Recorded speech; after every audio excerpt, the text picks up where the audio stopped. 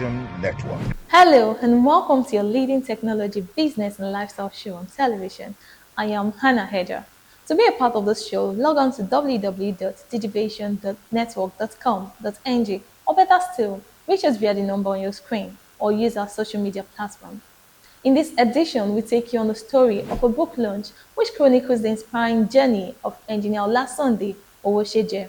We also bring you details of the ATCON'S grand reception of the EVC of Nigerian Communications Commission, plus many more that will excite you. Stay with us. This is Digivation Network. If you've just joined us, this is Digivation Network on AIT. You can reach us via our YouTube channel, www.youtube.com/Digivation Network, or our WhatsApp line 0805 500 1878. I am Hannah Hedger. During the week, the Association of Telecommunications Company of Nigeria hosts the Executive Vice Chairman and Chief Executive Officer of the Nigerian Communications Commission, NCC, Dr. Aminu Maida in Lagos State, where he assured stakeholders that the NCC will continue to collaborate and support stakeholders to ensure sustainability in the industry. The Association of Telecommunication Companies of Nigeria hosts the Executive Vice Chairman and the Chief Executive Officer of the Nigerian Communications Commission, NCC, Dr. Aminu Maida, at a grand industry reception at the Radisson Blu Hotel Anchorage, Victoria Island, Lagos. Welcome to your world, built with you in mind. Mr. Tony Izuegbe Emokwere, the president of ATCON, opened the event with a hearty welcome note, acknowledging the support of the NCC to the telecom industry thus far and commending the EVC for embracing members of the association, creating beneficial policies to the industry. Thank you very much for all this event actually to host and welcome the EVC to our industry. It's a traditional event that we always do at ATCON to host all key stakeholders, and we believe that the event president of NCC is a major stakeholder in our industry. We do this from time to time, and we are very privileged and honored to have him here in our presence. We pledge to continue to work with the Commission as we have done in the past. Members of the association, who are also key stakeholders of the Nigerian telecom sector, emphasize the need for more insight to the development of the sector, while calling for the players to be carried along in major policy making. We are quite delighted to have the EVC and his management team with us to be able to socialize. Of course, there are many challenges in the country generally, so I can't say particularly in our industry, but our industry is quite peculiar for the many reasons that the President had mentioned. But I trust that with the new leadership at NCC, our regulatory body, and with the cooperative hands that we've been seeing over time, I'm sure we'll be able to get through that in a short while with your leadership. I believe actually we are at a tipping point in many ways. There's much that the industry we are in, I'll use the general term, the digital technology in this digital infrastructure underpins so much that we do. The changes that are being made are structural in a way that sets us up for a significant growth capability, right? And therefore, as the industry, it's our opportunity to take that bull by the horns, for want of a better term, and build on it. We're looking towards more progressive transformation, and we hope that at the end of the day, everything will turn out as planned. I know the year has been quite tough for everyone. It's not just the telecom industry, but also in other sectors. But we know that at the end of the day, we're all going to go through it. When it's looking like things look so bad, I want to tell you it's because things are running over for our good. So I have so much faith in this leadership. We look forward to a very, very not just welcoming event for you today, but also the engagement which you've started since you took office has been very fruitful. Some of you may not know, but I can say for sure that some of the positive initiatives that has come in the last few months has actually happened because we've tried to engage with the EVC, and he has always given us a listening ear. So this is pretty much event to formally, as the president said, welcome you formally into the industry. Part of what we look forward to is maybe doing some quiet section. Some of the captains of industry will want to have one-on-one interaction with you. ATCON has been an important platform for our industry.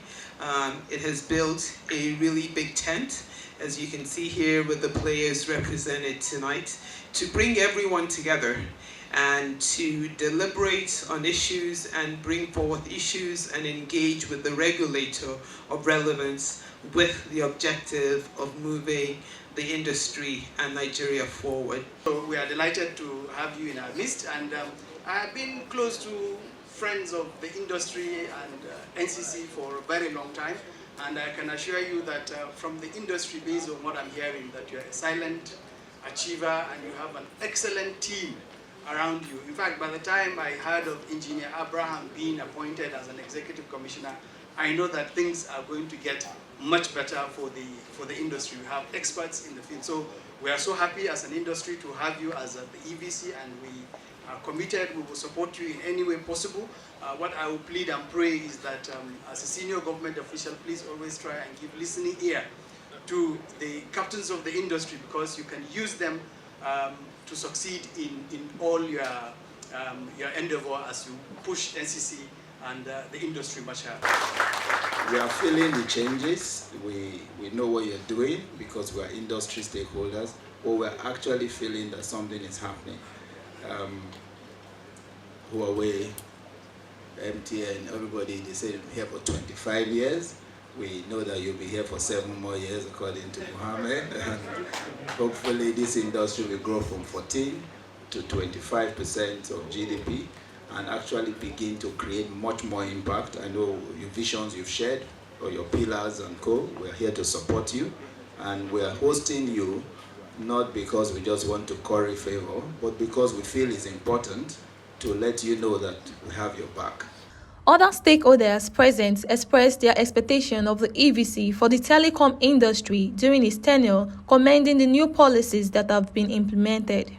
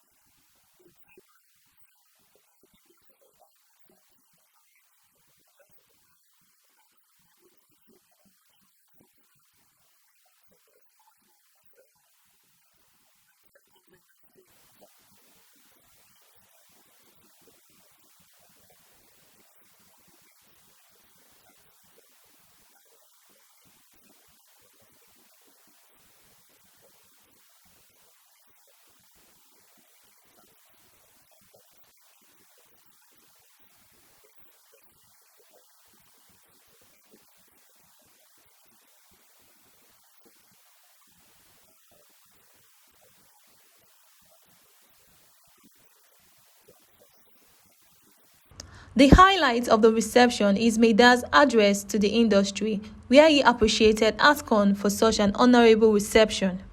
So I just want to say a big thank you to all of you. I know that the challenges in the industry are acute, but I also want to assure you that we are taking them seriously. Myself and the Honorable Minister, we're working very, very closely, looking at the right policies to ensure sustainability for an industry that has done so well for the country. I mean, we're talking about 14% GDP contribution, but actually we're thinking we can do 25 above. And in fact, we even have a stretch goal within the ministry to see if we can even do more.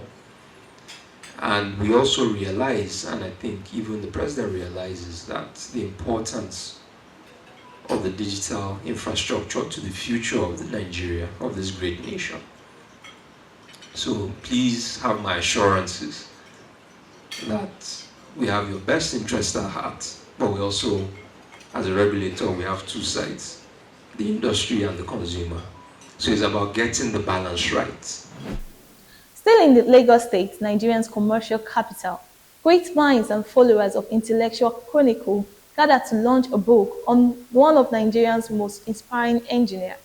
The book was titled Inspire, Why Me? The Inspiring Journey of Engr Olasande Qwosheje. The ambience of Sheraton Hotel, Ikeja, Lagos, and the aesthetics of the event hall sets the exciting tone for the launch of the highly anticipated book, Inspire, Why Me? An inspiring work by Engr Olasande Qwosheje. The gathering was a remarkable one of esteemed guests from diverse backgrounds, driven by their admiration and support for the author. This she acknowledged in a welcome address while beaming with a warm smile as she expressed her gratitude for honoring the invitation and gracing the occasion, stressing that inspiring the world was a collective journey of all. I'm going to appreciate His Royal Highness the Olofin of Relation, Oba Michael Olufemi Mojid Shunuga, Daddy Your Second. I want to say thank you to my mom as well. She's been there, my sisters, my family, everyone. I want to say thank you to everyone. It's an achievement. But anyway, I appreciate everyone that's really encouraged me. With these indelible words, Olasande set the mood for an event filled with reflections on her journey and insights into her book. Speaking about the author and the book, the chairman of the occasion, Professor Gabriel Onolaja, sees the timing of the book and launch of Inspire, Why Me? As very auspicious. He added that the author's dedication to writing the book, despite her numerous activities in empowering others, is truly commendable. He highlights that the book delves deeply into inspiration, motivation, and the power of empowerment and essential tools for change, especially for the younger generation. Ladies and gentlemen who are here present to this auspicious occasion of book launch of I Inspire or Inspire, Why Me? Authored by our dear sister, Engr Olasande Qwosheje. I acknowledge the efforts put into writing this book. As an engineer and someone who has put in so much to the development of the younger generations, she has done a lot in putting the book together. Apart from motivating others, she also empowers, and she keeps doing it. She has continuously sponsored the WAEC examinations of so many students, especially orphans. Professor Onolaja emphasizes the significance of the book, highlighting its timely relevance and the author's commitment to empowering others. He gives further details of the book, chapter by chapter, offering the attendees a glimpse into its valuable content. Professor Onolaja paints a vivid picture of the book's essence, igniting curiosity and anticipation among the attendees. I, as a teacher who has lectured in the secondary school, in the polytechnic, and in the university sector, I recognize the importance of imparting inspiration, motivation, and empowerment online students. I am also aware of the power of these attributes in transforming the lives of my students. The writer of Inspire Why Me has demonstrated these principles in her journey through life. I would say so far, because she will continue to do it. So long as she is on this mother earth. And I want to say congratulations. You are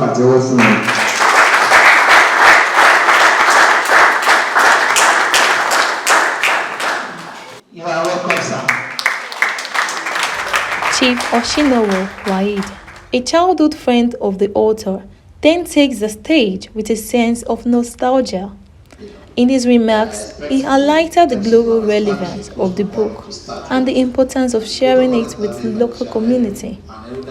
He commends the author's efforts in compiling her life experiences into a book. The book, which has already been launched in the UK and US, he said, was only fitting that it is also launched on home soil here in Nigeria. I want to encourage us, you need to read it. You need to read it. Everybody, you need to read it. You need to pick one, you need to read it, and you will be inspired, truly. You will be inspired, because these are not just fabricated stories.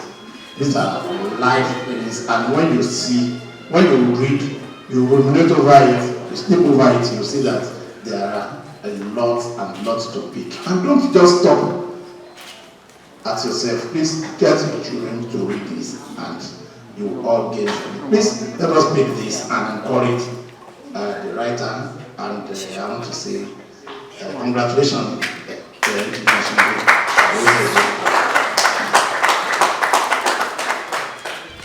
The event had in attendance several personalities, each holding a special place in Olasande, the author's life.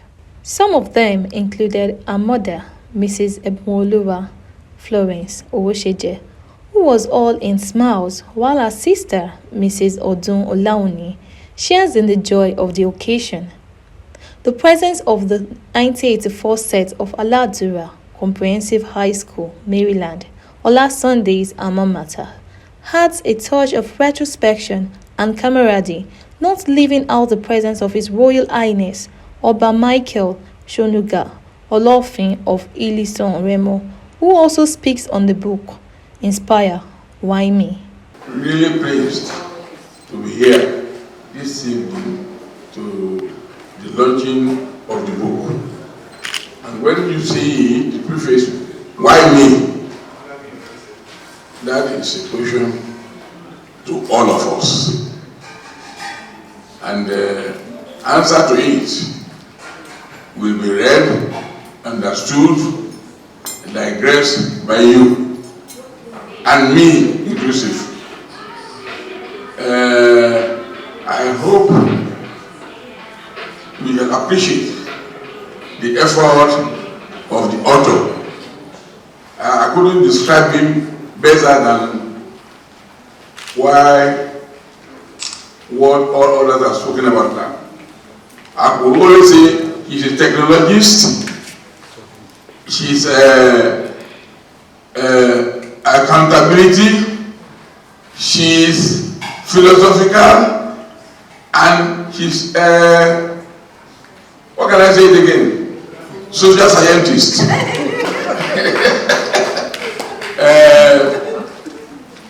Well, efforts will be deeply appreciated. If you read the book, you shall see the insight of her and the inspiration thereby, which I hope will encourage all of us here, and those who are not even here, but those who have the opportunity to read the book. The venue of the launch was one of warm felicitation, as the launch was a resounding success. Attendees responded positively, showing their support through generous donations and heartfelt words of encouragement with a shared sense of purpose. The reflections from friends and families highlights the author's resilience and the profound impact of her work. Their words add depth to the narrative, offering personal insights into Olasande's journey. The author is a woman of timber and caliber. She has actually gone through a lot of crisis moments in her life and has used that crisis moments and challenges to develop herself, and has used that to encourage others to do well. That is, you can succeed if you want to succeed. Somebody that is ambitious. She likes to create things. She likes to have new ideas, and she also likes to have impact in other people. So that probably must have been something that motivated her to write Inspire Why Me. Shonde is a very intelligent lady, very energetic, and is somebody you can trust. When Shonde says this, you don't need to doubt. She's very straightforward and very strong. And so when she left Nigeria, you know she was born in UK. She was brought down by the parents. Of course, the father died, and thereafter, after some time, she left back after the secondary school. So she has been doing very, very well, and that is where she is today. She is, of course, an electrical engineer. You can imagine that is a male-dominant field, but however, she's doing very well, and she has worked with several organizations. Engineer Olasande Qwosheje, the author of the inspiring book, didn't leave without sharing the inspiration behind the book and how it would touch the lives of people and what more to expect from her. What motivated me to writing the book Inspire Why Me? Originally, I titled it as Why I Me, and few friends around me, especially Father Casimir, is a regional, is the father for Catholic Church, and is the head, is in charge of the Reverend Fathers in Kent, UK, but now it's transferred to US, so it's based in US now. So, and he said to me that, why me, what do you mean by that? Then we started thinking about it, because I is inspire. So that's why I changed to Inspire Why Me. And Inspire Why Me book, when I wrote the book, is more or less what I'm doing for people, and I inspire people and also encourage them.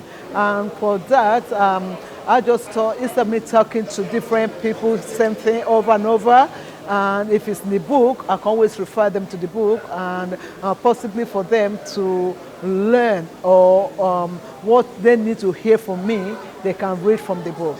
And that's what inspired me to write Inspire Why Me. Engineer Olasande Qwosheje's book, Inspire Why Me, is more than a collection of words. It is a testament to the power of resilience, inspiration, and the unyielding spirit of enterprise. As the attendees leave with copies of the book in hand, they carry with them a piece of Olasande's journey, ready to inspire and transform their own lives. During the 15th edition of the Nigerian Digital Science Forum on Internet Governance for Development, IG4G 2024 event, discussion focused on safer digital ecosystem for development, following the demand for regulatory policies to regulate the abuse of freedom in the Nigeria cyberspace.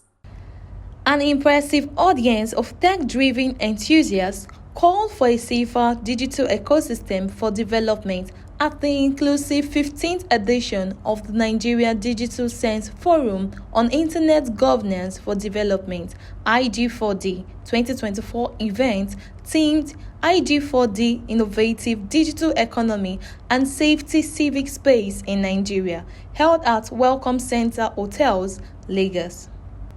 This call came at the heels of increase in demand for regulatory policies to harness the freedom of speech while allowing inclusivity and diversity to ensure safety in the Nigerian cyberspace. Mr. Edison Ojo, the Executive Director of Media Rights Agenda and member of the Advisory Network of the Freedom Online Coalition (FOC), in his opening remarks, highlighted the right of individuals to freedom of speech without the fear of censorship or repression on digital platforms. So there are certain things that we want to make sure people have access to as part of their ability to protect themselves against harm. But we also want to ensure that personal information, private information that is not associated with somebody having committed a crime and so on is actually protected. But I think a lot of us do things without thinking, and I think that this is where the whole question of digital literacy comes in again. Many of us, out of innocence, naivety and so on, put our personal information online. We're posting pictures that we've taken in different places in our houses and so on. There are people who will use those pictures to identify security vulnerabilities in your home or in your office and so on. But because people are not tech savvy, they don't understand these issues, they don't appreciate the risk that they are putting themselves into. So on the one hand, it's important to do enlightenment and sensitization about the risk that this poses. But it's also important that data privacy laws and regulations are strictly enforced. The event was one of inclusivity with participants from different ethnicity, age groups and professions in attendance, all focused with rapt attention on matters of digital literacy being discussed as interactions within the digital space pose significant consequences on civic engagement and democratic processes. Stakeholders cited the need for data entry security at public functions and spaces to discourage the spike of fraud in Nigeria and also acknowledged the decadence abuse of freedom of speech has resulted to in the civic space and went further to suggest how the Nigerian government can ensure an inclusive digital space without fear of violence. The most important thing we need to take away from here is that our data is very important wherever we go to. In as much as you have a name, date of birth, your phone number, your home address, they are very important. Know where you give it out to. Know who you give it out to. And thankfully we have students here that are still growing. Some people here still take their parents' phone, all in the name of assignments or one thing or the other, and they are conversing with people they don't even know on social media, thereby giving out their details or the data of their parents or themselves across to strangers just because they're having conversations. Some students here do even have mobile phones that are internet connected, and they already do some kind of funny things behind, and they don't know that there are people grabbing data by conversing with them alone. Simple question as, how are you? I'm fine. Where are you from? I'm from Anambra State. What's your date of birth? Just random questions and you're giving it out. Don't forget that some of you use your passcode, your password as your date of birth. You need to change those things. Some people use their children. Maybe your first daughter is your passcode. Maybe your daughter is July 25th, 1984, and you are like 250784, you know? All of those things. People just have conversation with you just to gain what they can collect from you and go behind you and start doing their own searches, and before you know it, you are being breached one way or the other. So my advice, like I said earlier, is that we should be careful of how we give out our data. Please, your phone number too is important. People get into social crimes by not knowing the implications of what they are doing, what they are getting into. You have seen a colleague of yours who have become wealthy overnight. You ask him how they are doing, he gives you a few code word of what you can do, and says to you, you can never find you. And I think the more people are aware about the implications of their actions, the more you will have what we call deterrent for people doing what they shouldn't do. We must also remind ourselves that the digital space does not forget. Like the general said, the internet doesn't forget. And I say to people, what you don't want people to know, don't do it. And I think that's also for a number of children who are in the house today. What you don't want someone to know, don't do it. Because the limit of your own strength and knowledge is the beginning of somebody else's capability. So why you don't and believe that this can never be discovered, that's where somebody's knowledge starts from. And so I think a lot more has to be done on public enlightenment, like the event channel has said. Deterrence is very important. And we need to see clear consequences for established infractions. We see that the Crimes Commission arrests a lot of young people. We not see many of those cases taken end to end. So the system is led to think that there are more witch hunting young people or young baby-style victims than actually finding them guilty of infraction. So I think that those cases have to be taken end to end. The public has to have some learning about what has happened, and a lot of enlightenment has to be done to prevent it from happening. When we talk about the internet, beyond the social media that a lot of us are familiar with, it also has to do with websites and even mobile apps that we use.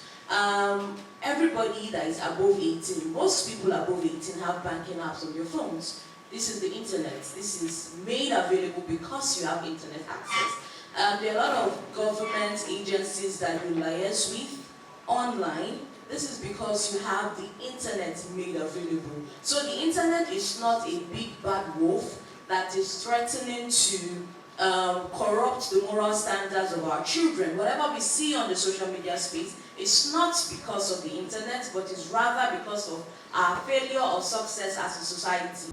Participants acknowledged the fact that the Nigerian Digital Sense Forum has always encouraged inclusivity in order to keep the future generation enlightened about the digital ecosystem in Nigeria, while imploring the organizers of the event to be more diversified in the selection of school participation by extending invites to government-owned schools so as to foster a safer civic ecosystem in Nigeria. The fact that they are here makes me excited because they are privileged. Most of the things they hear at this forum, they don't get it anywhere. The depth and the width of what they get here, I'm telling you, no matter the form they have in their school, it can never be reached. The room, at best, we probably would say we have about 100 people in the room, possibly less. And we're talking of a country of 200 million people. So this is really a drop in the ocean in terms of creating that awareness that is needed. And this is being done as a private initiative by a non-governmental organization. If we are going to make significant impact, the government needs to really invest in public enlightenment and sensitization programs like this. The event featured awards given to stakeholders who have contributed immensely and continue to advance the growth of the digital sector of Nigeria. The Nigerian Digital Sense Forum on Internet Governance for Development, IG4D, continue to promote initiatives advancing digital literacy for a safer digital ecosystem in Nigeria. Participants called for more cooperation amongst stakeholders at the Nigerian Computer Society during the 4th edition of its flagship event, Cybersecurity Forum and Workshop 2024, held at Abuja. With the increasing adoption of digital channels in daily activities and the potential effects of cybersecurity, the need for better approach to mitigate challenges posed by digitization has become more crucial in today's world. This was the fulcrum of conversation by the Nigerian Computer Society at the 4th edition of its flagship event, Cybersecurity Forum and Workshop 2024, with the theme, The Intelligence Initiatives and Strategies for National Cybersecurity Management, held at the National Open University, Abuja. Dr. Muhammad Sirajo Aliyu, President of the NCS, the foremost information technology professional association in Nigeria, and Africa's largest IT society, in his remarks, expressed his excitement at the forum, noting that the event has come at such an important time when Nigeria was in need of best global practices in the aspect of tackling the numerous challenges of cybersecurity. While welcoming participants, it gives insight on some of the key efforts of the NCS through some of its flagship programs and results of some initiatives. This Cybersecurity Forum is one of the key flagship programs of the Nigerian Computer Society. The society have other flagship programs such as our international conference, which will be coming up in August in Rivers State, in which I would like to use this opportunity to invite each and every one of us that is here to attend that gathering. It's a gathering too whereby all IT professionals in the country gather together, discuss issues related to IT, all national issues related to IT. The gathering is a gathering whereby we have, for the past 4 or 5 years, we have been getting a ton of, I think the ton out of nothing less than 1,000 members or 1,000 participants that have been attending that program. So I would like to use this opportunity to invite each and every one of us to that program. And at the same time, we have other flagship programs such as our NITMA program, whereby it's a merit award program. It's a program whereby excellence is being recognized and is being awarded. It's a program where fellowship is being conferred to each and every deserving member of the society. We have AI Summit and Robotics too, which is another flagship program of the society. According to some of the speakers, with growing prospect of business automation and digitization of organizations, the imperatives of such forums and workshops could not be overemphasized. This is because current local and international reports indicate that cyber attacks in Nigeria is still on the increase despite the fact that many attack incidences in Nigeria are not reported. Therefore, the forum and workshop provides a platform for experts to share knowledge, discuss best practices, and develop strategies to enhance cybersecurity in an increasingly digital world.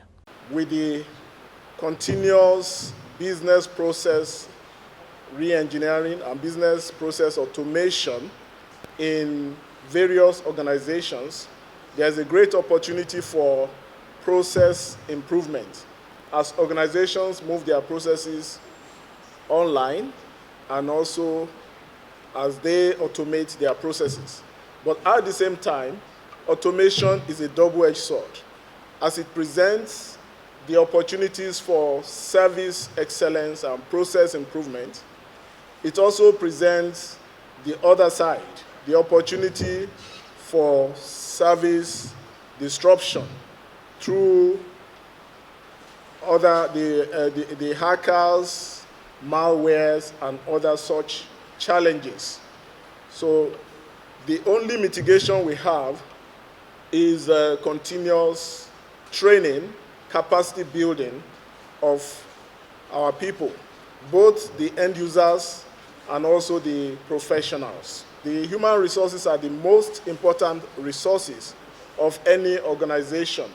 We may invest billions of naira on cybersecurity tools, but without building the capacity of the people, the investment will come to waste.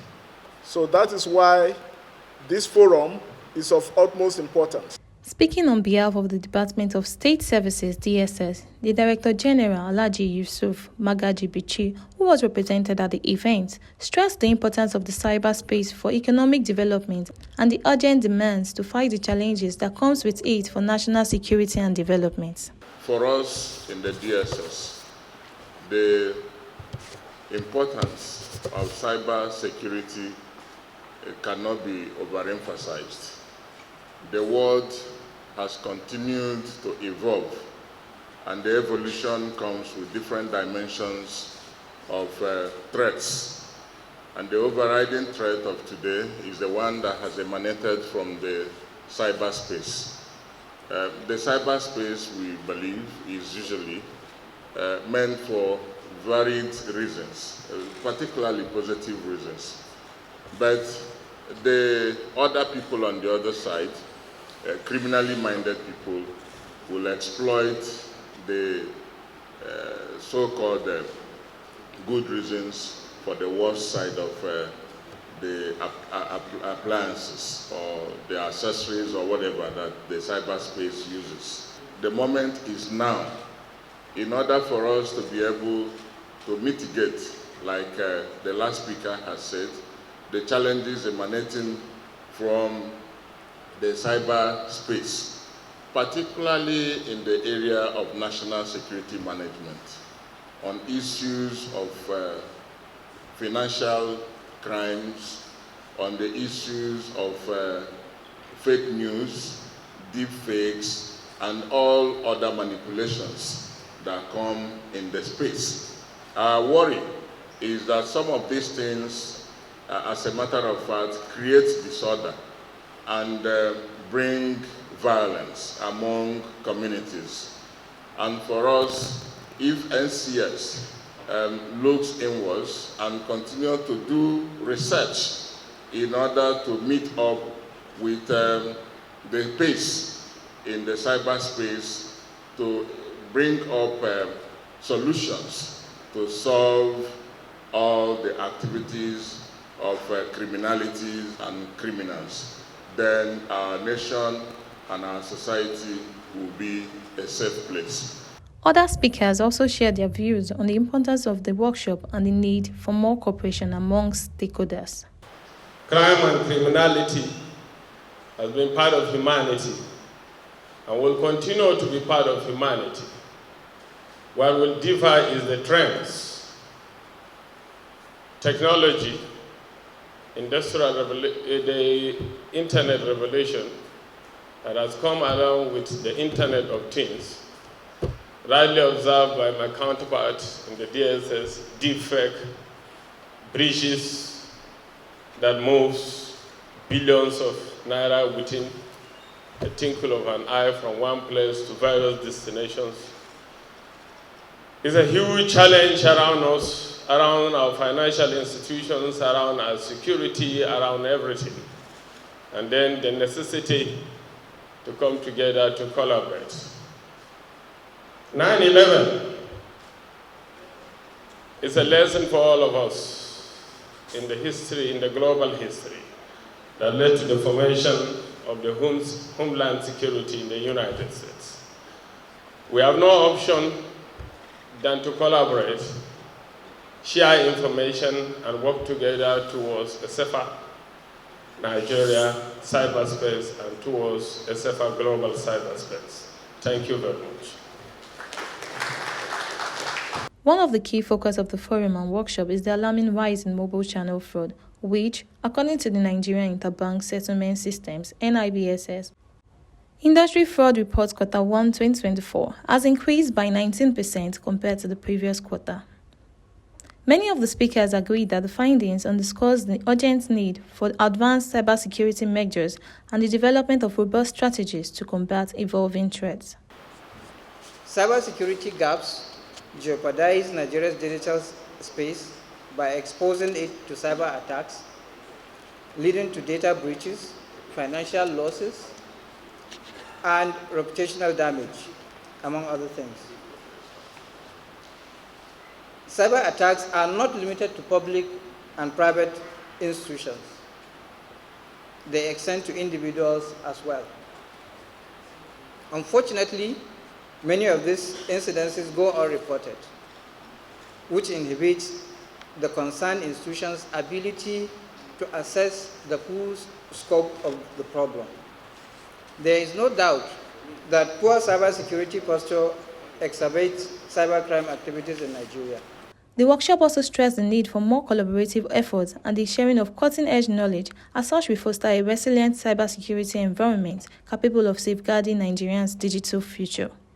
Some of the strategic partners and participants from ministries, departments, and agencies, as well as key security bodies at the events are the Economic and Financial Crimes Commission, EFCC, the Federal Inland Revenue Service, FIRS, Galaxy Backbone, the Department of State Services, DSS, the Independent and Corrupt Practices Commission, ICPC, the Nigerian Police Force, and the Office of the National Security Advisor, amongst others.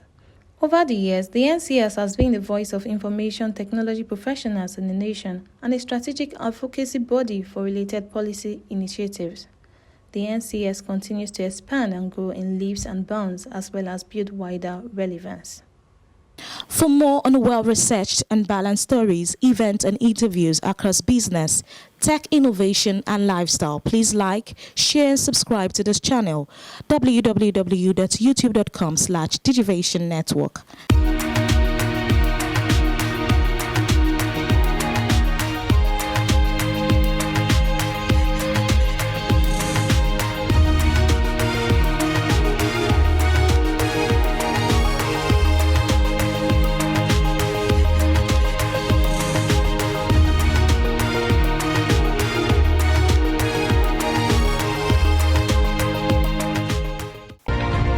This is Digivation Network. This is Digivation Network on AIT. I am Hannah Hedger. Just before we let you off the hook, we serve you with this exciting story of Nigeria's space journey. The federal government of Nigeria, through the National Space Research and Development Agency (NASDA), has signed a memorandum of understanding with the Space Exploration and Research Agency (SERA) to fund a seat on the upcoming Jeff Bezos' Blue Origin flight for Nigerians within the age of 18. The federal government of Nigeria, through the National Space Research and Development Agency (NASDA), has signed a memorandum of understanding with the Space Exploration and Research Agency (SERA) to fund a seat on an upcoming Jeff Bezos' Blue Origin flight for Nigerians aged 18 and above. At a press conference held in Abuja, Dr. Matthew Adikpoju, the Director General of NASDA, announced that this collaboration marked a significant milestone in Nigeria's 25th anniversary of space exploration journey and opens opportunities for scientific research and technological advancement. During the conference, the co-founder of SERA, Sam Hutchison, explained that the selection process allows anyone aged 18 and above, regardless of the individual being a scientist or an engineer, to apply. He also stated that the process would be democratic, allowing Nigerians to select 4 potential astronaut candidates before a final selection is done, controlled entirely by the SERA platform so as to extend the opportunity to all Nigerians. This advancement in human space exploration will further give Nigerian youths global opportunities. For more on well-researched and balanced stories, events and interviews across business, tech innovation and lifestyle, please like, share and subscribe to this channel, www.youtube.com/Digivation Network. With that sharing news, we come to the end of this week's show. For details, reach us via WhatsApp on 0805 500 1878. Until next week, I am Anna Hedger. Bye for now.